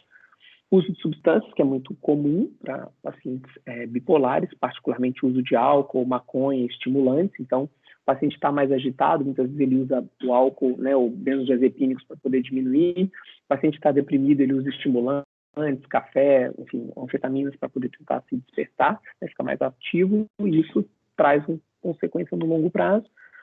Transtornos de personalidade de TDAH, né, as próprias questões de dificuldade de ajustamento por conta dessas doenças, a ansiedade porque é difícil de manejo, por conta de não poder usar, às vezes, antidepressivos, e a adesão, né, levando muitas vezes a gente a considerar, e acho que precisa a gente considerar cada vez mais, o uso de antipsicóticos de depósito. Eu vou falar mais rapidamente um pouco sobre monitorização do tratamento, antes de encerrar, para vocês terem uma ideia de como é que a gente precisa fazer essa monitorização, já que são medicamentos que, no longo prazo, podem trazer consequências fisiológicas para os pacientes, né? O benefício, mas também podem trazer alguns problemas. A gente tem aí algumas referências disso, tem inclusive o meu livro de comorbidades clínicas, já tem 8 anos que a gente lançou, fala bastante sobre isso também. O próprio Kenneth, ele, né, já alerta a respeito de que tipo de riscos você pode ter com cada uma dessas medicações e se traz maior ou menor risco. Então, por exemplo, ele coloca aqui substâncias como o aripiprazol e a cariprazina tem um perfil mais benéfico. Dentre os antidepressivos, você teria ali os SSRIs, os inibidores seletivos, os inibidores duais, com um pouco menos de efeito no curto prazo. Mas outros, como a clozapina e a olanzapina, com mais efeitos. E a gente tem que ficar bastante atento, particularmente na manutenção. algumas investigações basais que se recomendam, né? Então, isso aqui são muitos testes, a gente sabe que, particularmente na realidade do SUS, não é tão simples, mas pelo menos um screening básico, com hemograma, alteração, né? Ver como está a glicose de jejum, um perfil lipídico, os eletrólitos e, no mínimo, as enzimas hepáticas e a função renal, isso é bem importante para todos os pacientes. Se o paciente vai utilizar um lítio, a gente muitas vezes também vai precisar do TSH e é interessante que tenha um eletrocardiograma. E caso o paciente vá utilizar uma medicação que altere os níveis de prolactina, principalmente os antipsicóticos atípicos mais potentes, como a risperidona, a desamisulprida, o haloperidol, é interessante que a gente tenha também uma prolactina para não precisar investigar depois, com inclusive ressonância, caso aumente a prolactina. Então, esses seriam aqui o mínimo dos exames que a gente precisaria pedir, né? Um paciente bipolar, que em geral vai usar algum estabilizador de humor, né? Ou lítio, valproato e mais os antipsicóticos. A Sociedade Internacional de Transtorno Bipolar, ela tem um consenso que é incrementa um pouquinho esse pedido de exames mais geral. Assim. Então, esse é um documento interessante, vale a pena vocês irem atrás depois. E ele fala de acordo com cada um dos medicamentos. Então, você vai fazer uma avaliação básica, né, em relação à história, tentar conseguir então, a circunferência abdominal e o peso, fazer uma avaliação antropométrica do paciente e fazer a avaliação de pressão arterial, né, fazer toda essa avaliação com função de hemograma, a função renal, né, e as provas de função hepática, glucose de jejum e os lipídios. Então, esse seria o básico mínimo. Dependendo do que você for utilizar, se você vai utilizar lítio, valproato ou os antipsicóticos atípicos, você vai associando alguns exames a mais ou repetindo eles ao longo do tempo. No caso do lítio, é importante que você tenha um baseline com TSH. Você vai utilizar dosagens seriadas, né? Pelo menos 2 vezes depois que você chegou na sua dose alvo. E a partir dali, você em geral vai avaliando o quê? A cada 3 ou 6 meses. Em alguns casos a gente pede mais frequente, outros menos frequente. No caso do valproato e da carbamazepina, você tem que sempre pensar nas alterações hematológicas e hepáticas. Então, você também pede esses 2 níveis séricos, né, que podem ajudar a ver qual a dose que você vai utilizar. 2 vezes até você chegar na dose que você quer manter daquele paciente. E o valproato e a carbamazepina, a gente também acaba repetindo a cada 3 meses, particularmente peso e a parte hematológica e hepática, né? Depois que o paciente está mais estável e não apresentou tanta mudança, você pode manter a cada 6 meses, depois anualmente. No caso dos antipsicóticos, particularmente pressão, alteração de glicose e o perfil lipídico, anualmente a cada 3 meses e depois também a cada 6 meses, 1 ano. Quando o paciente tem uso de clozapina, são outro regime, a gente precisa seguir o regime direitinho de monitorização hematológica. Eu vou passar um pouquinho mais rápido aqui, porque é basicamente o que eu já falei. Em relação ao lítio, né, a gente precisa pensar sempre nos sintomas de intoxicação aguda. Então, a gente vai pensar sempre em sintomas neurológicos e gastrointestinais. Então, o paciente, em geral, vai ter algum tipo de alteração de piora do tremor, ele já tem sintomas de ataxia, pode ter confusão mental, dor de cabeça, até coma, e pode ter os sintomas gastrointestinais, principalmente náusea, vômitos e diarreia. Geralmente está associado a esse aumento do uso de lítio, ou porque o paciente aumentou o consumo, né, usou mais medicamentos que precisava, ou porque ele se desidratou, seja porque teve uma diarreia, seja porque ingeriu pouco líquido, ou porque usou algum tipo de remédio que alterou a filtração glomerular, como, por exemplo, medicamentos anti-inflamatórios não esteroidais, ou medicamentos, por exemplo, para hipertensão, né? A disfunção renal no lítio no longo prazo ela pode acontecer, não se tem um consenso da literatura em quantos % dos pacientes, mas é uma quantidade que não é negligenciável, então você precisa acompanhar esses pacientes no longo prazo. Dependendo do tipo de resposta que o paciente muitas vezes vai utilizar isso aí até o paciente, eventualmente até entrar em disfunção renal mesmo, tá? Dependendo da situação. Em muitos casos, você acaba tendo que descontinuar e trocar o lítio para evitar justamente essa progressão. A gente sabe de casos que o lítio foi a única coisa que funcionou para o paciente continua usando porque não tinha outra opção. Mas esses são os casos mais drásticos. Em outros, você vai acompanhando, e se você apresenta uma perda de função renal ao longo do período, você precisa, né, dos anos, você precisa ter um acompanhamento com o nefrologista junto. Tireoide para tireoide, né? A disfunção da tireoide induzida pelo lítio, ela tende a ser reversível, mas ela não é um motivo para você descontinuar o lítio. Então, você já fica sabendo que o lítio pode alterar, né, e gerar um hipotireoidismo, e aí você acompanha. Se o paciente tem sintomas, né, seja do hipotireoidismo, seja agravamento do quadro depressivo, e está havendo alteração dos exames laboratoriais, você repõe, não é motivo para você tirar o lítio. O paciente precisa entender que isso pode acontecer, e aí vai entender que o custo-benefício de usar o hormônio é melhor do que de parar o lítio. Pode haver algum ganho de peso, particularmente por conta de aumento da sede, né, e um pouco do aumento do apetite. Então é importante também monitorar, mas tende a ser menor do que com o valproato e com os próprios antipsicóticos atípicos. Então, nesse sentido, o lítio é melhor do que os outros medicamentos disponíveis. Alteração cognitiva, alguns pacientes relatam, mas no longo prazo que a gente vê é uma proteção cognitiva pelo uso do lítio, então vale a pena continuar o uso. E as questões de interações medicamentosas, particularmente com questões de interação renal, particularmente na filtração glomerular, levando à intoxicação pelo lítio. No caso do valproato, né, a gente tem que prestar bastante atenção nas questões hematológicas e dermatológicas. Na lamotrigina, a gente tem a questão, carbamazepina, a questão do racho cutâneo, que pode acontecer, e no valproato, particularmente da plaquetopenia, né? Existem outras alterações mais graves, como alteração de densidade óssea pelo uso de longo prazo, síndrome de ovários policísticos, no caso do valproato, hiponatremia, no caso da carbamazepina, então também para ficar atento. Existe essa entidade de encefalopatia por excesso de amônia no valproato. Não é indicação ficar fazendo exames de amônia com frequência, mas se o paciente apresenta confusão mental aguda, você pode suspeitar de que está tendo essa encefalopatia, que geralmente vem associada de algum quadro de hepatite. E a questão do ganho de peso, particularmente no valproato, alteração da resistência à insulina.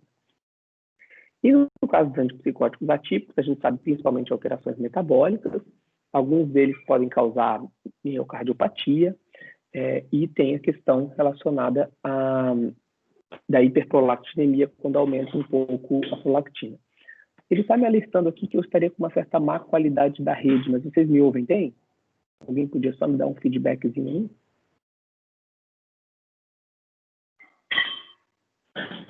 Doutor. Estão me ouvindo direitinho? Estamos então, ouvindo sim? super bem, sim. Tá ok, obrigado.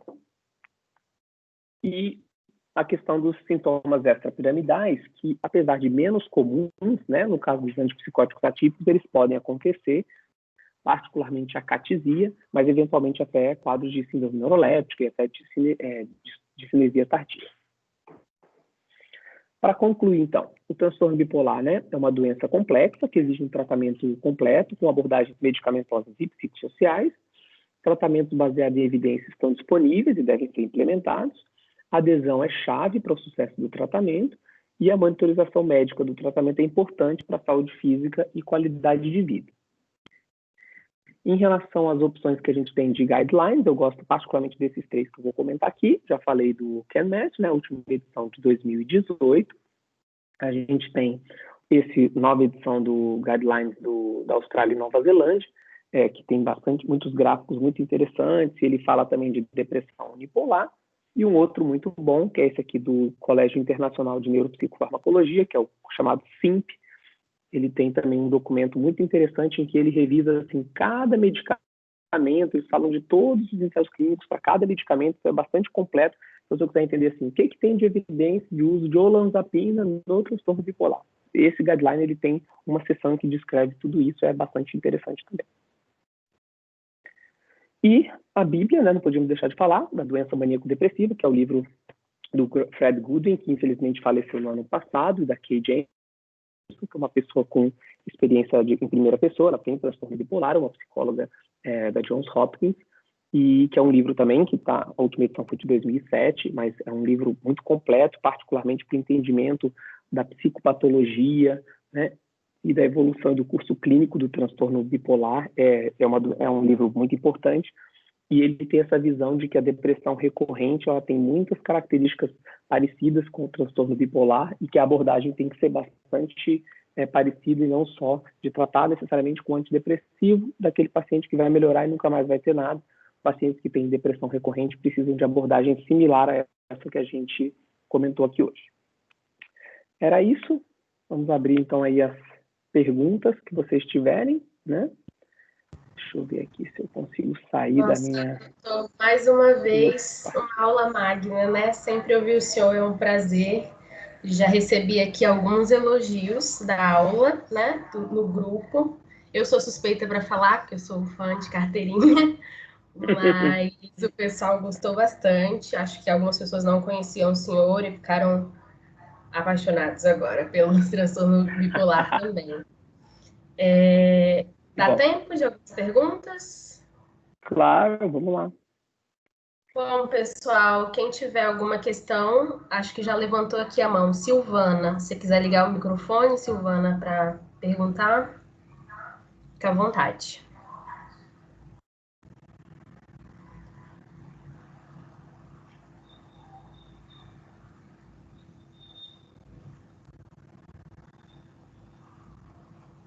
Não?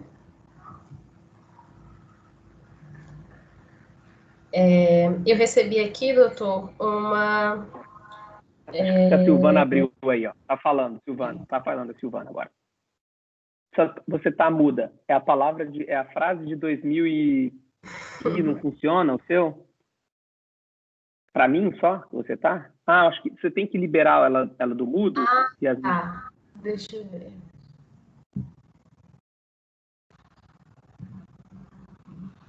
Eu acho que você botou todo mundo em mudo. Você tá tirando a voz de todo mundo, Yasmin. Pois é, opressora. Deixa eu ver se eu mudo aqui. Se eu sei fazer isso. Aí, consegui. Pronto. Deixa eu te perguntar, doutor. Em nenhum momento o senhor falou sobre o tupiramato como estabilizador de humor para o transtorno bipolar. E assim, a gente vê que ele é usado bastante como estabilizador do humor junto com a lamotrigina, aqui pelo menos aqui é onde a gente trabalha. E eu vi que os estudos também, nenhum deles trazem essa associação. Qual que é a visão do senhor e por que não?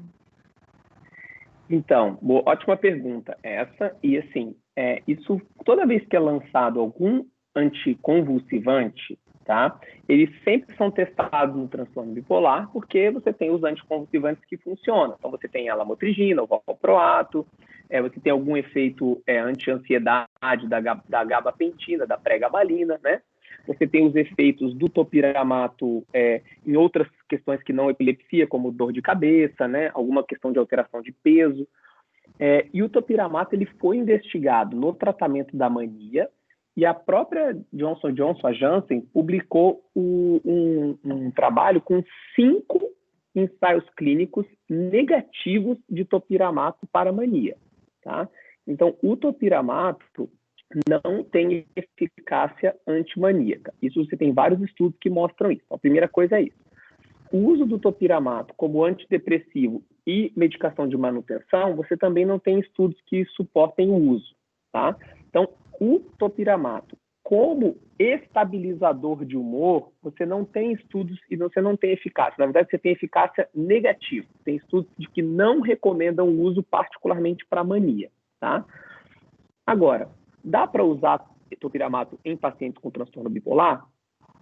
É possível que sim, dependendo do que você vai utilizar. O topiramato tem outras indicações, como, por exemplo, prevenção de enxaqueca, algum controle de apetite e algum benefício também no uso de álcool. Então, dependendo de alguma comorbidade que o paciente tem, você pode utilizar o topiramato.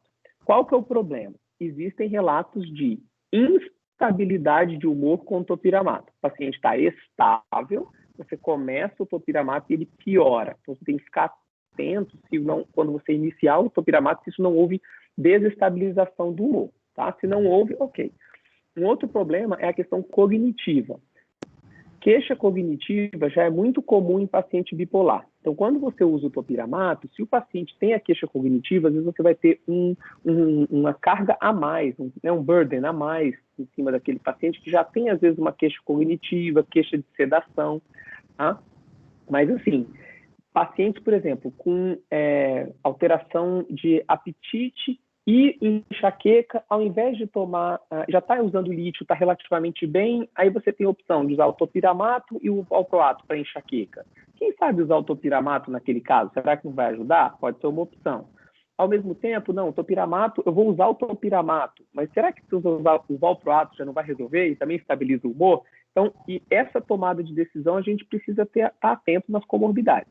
Então, não tem evidência tem evidência negativa, na verdade, para a mania, não tem evidência de benefício na estabilização de humor. Para algumas comorbidades pode trazer algum benefício. Uma outra coisa que muitas vezes as pessoas acham que é legal para paciente com diagnóstico de transtorno borderline, para impulsividade. Então, se a sua experiência funciona e você quiser tentar com essa finalidade, ok. O que às vezes a Yasmin deu uma risadinha, assim, quando você começou a falar, porque ela sabe que isso a gente abordou várias vezes lá na residência, quando eu topiramato como estabilizador. Mas, assim, não é, mas existem algumas indicações que podem trazer benefício, mas não é estabilizador de humor. Então, isso é importante você ver que não sou eu, Fabiano, que estou falando. Nenhum guideline a gente pega bastante paciente epilético associado, né? Então, que você tem bastante dor de cabeça, aí você tem bastante enxaqueca, aí você tem umas crises de ausência, e a gente usava mais ou menos associado, né? Então, mas nesse nenhum sentido, agora, estudo eu vi que ele apareceu. Não, e usar monoterapia não tem indicação. Do mesmo jeito que não tem indicação de usar gabapentina ou pregabalina como estabilizador de humor. É a mesma coisa, sozinho. Acho que a próxima aqui é a Raíssa, se você quiser. Raíssa Leonel.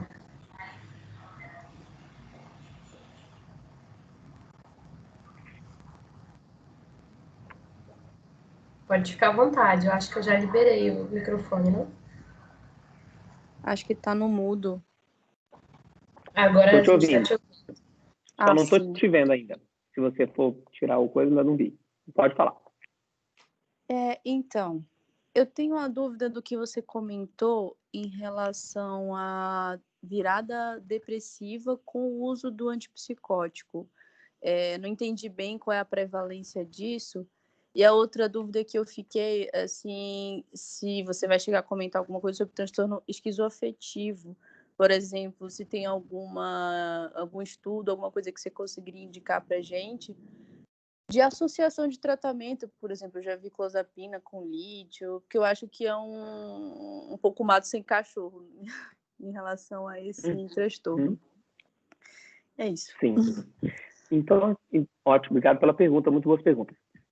Seguinte, em relação a essa que eu estou chamando de virada depressiva pelo antipsicótico, a gente vê isso tanto em pacientes unipolares quanto bipolares.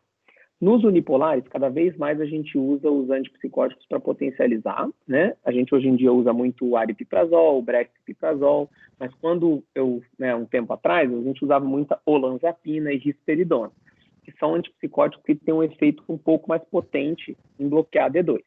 Quando a gente precisa eventualmente usar doses mais altas desse antipsicótico, às vezes para o paciente melhorar, a gente sempre tem um risco, no unipolar, por exemplo, de depois de um tempo o paciente dá uma melhorada, mas aquela dose que está alta, você começa o paciente a se sentir embotado, e muitas vezes ele tem realmente, ele começa a apresentar sintomas depressivos, ele piora depois de um tempo. Então é muito importante, e essa indicação, usar doses menores, e eventualmente, se você precisou aumentar por algum motivo, muitas vezes a gente reduz a dose do antipsicótico no unipolar, quando você usa para potencialização. Muitas vezes o antidepressivo você vai manter a mesma dose, mas a potencialização com o antipsicótico, às vezes você precisa fazer um ajuste. No caso aqui é parecido. É difícil esses estudos, assim, saber alguma coisa causa a virada maníaca ou depressiva, é sempre difícil porque a doença bipolar ela tem um curso natural cíclico.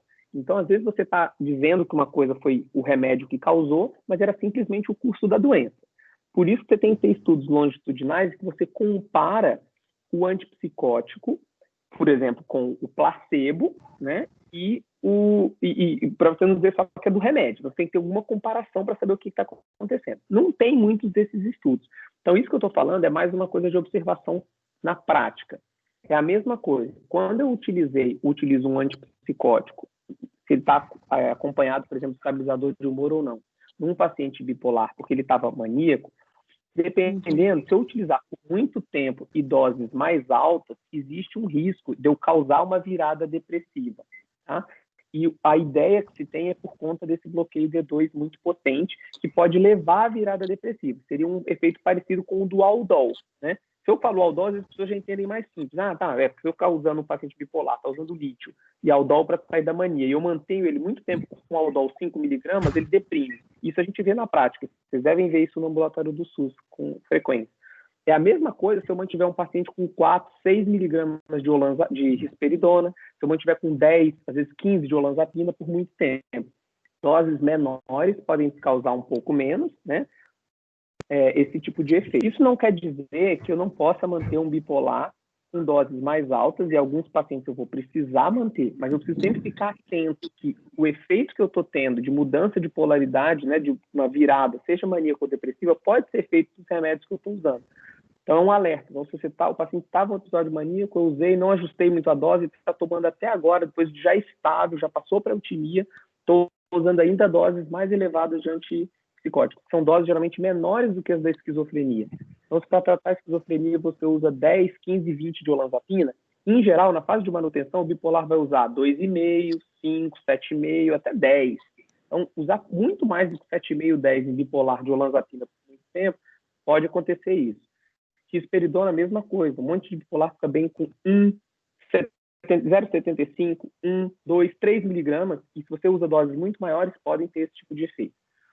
Em pacientes esquizoafetivos, já muda um pouco de figura. São pacientes o quê? Que você tem tendência a sintomas residuais psicóticos fora do humor, né? Então, esses pacientes, eles se aproximam mais da esquizofrenia. Então, muitas vezes você vai precisar usar antipsicóticos no longo prazo e muitas vezes doses um pouco maiores.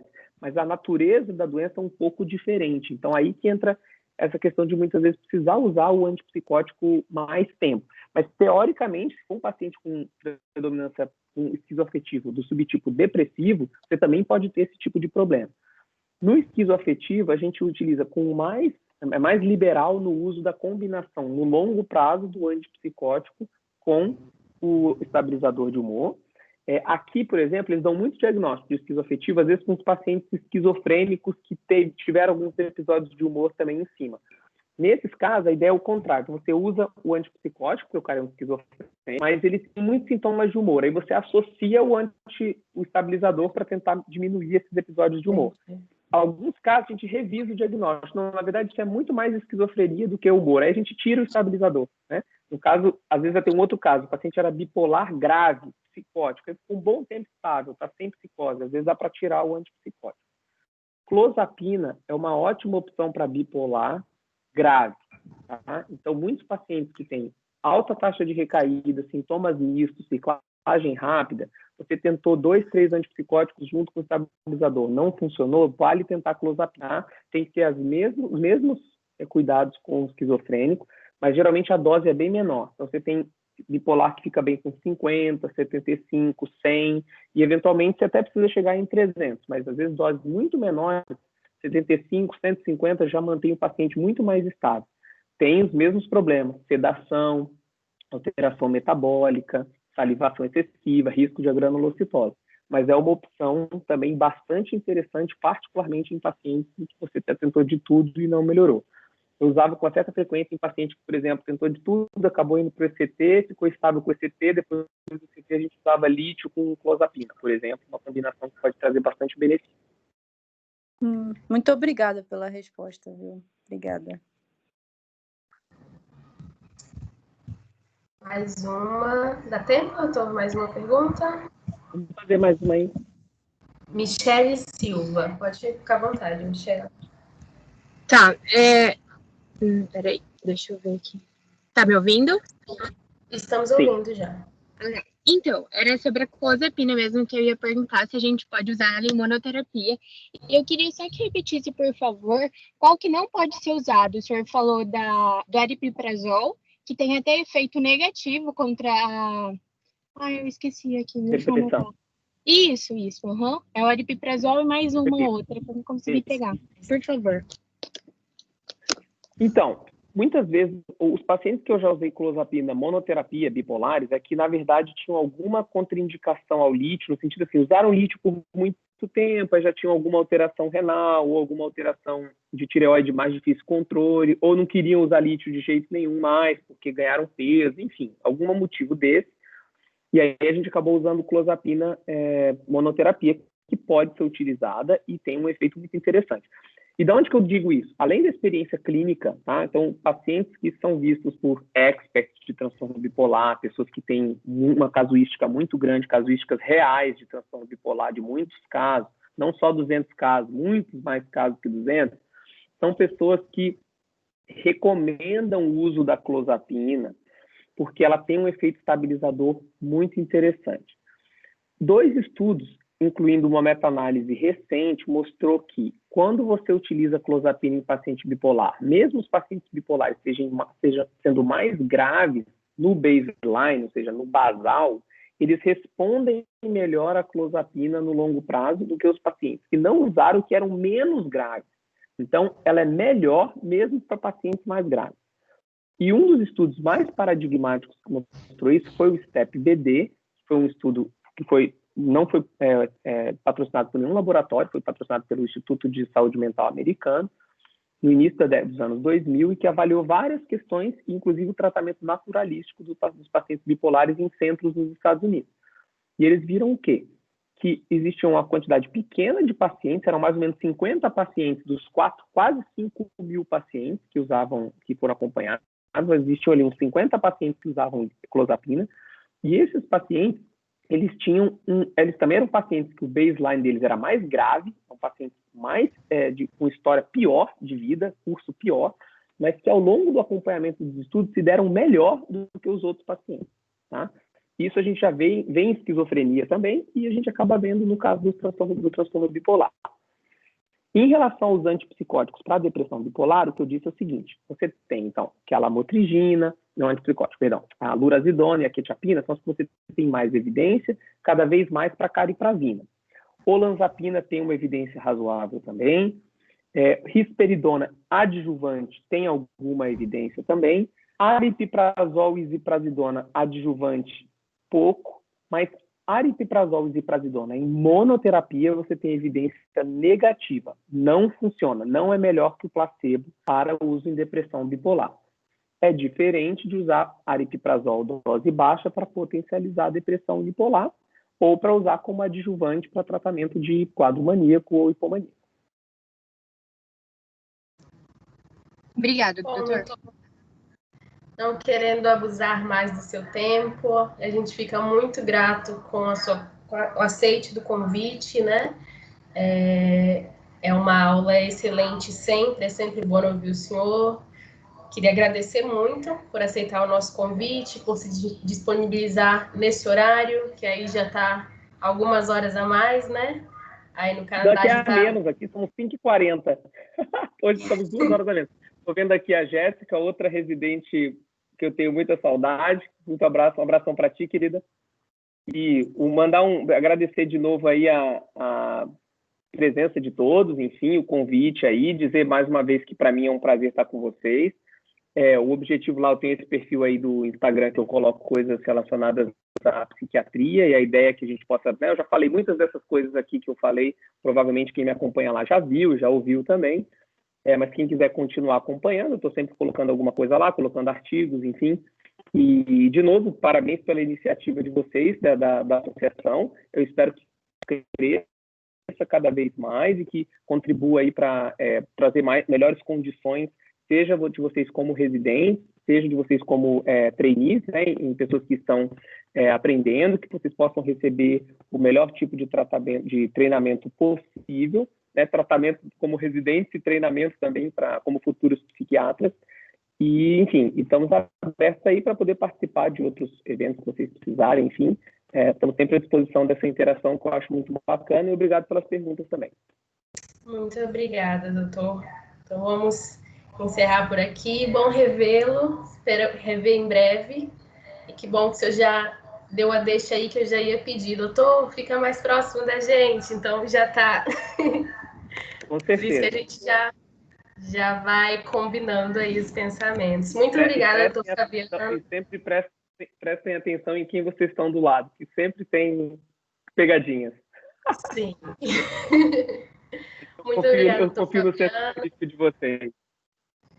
Pessoal que assistiu também, muito obrigada. A gente vai botar no grupo o arroba do Instagram do Dr. Fabiano, que é bem interessante. Se alguém ainda não segue, a gente vai botar lá, porque todas essas informações já vêm quase diariamente lá.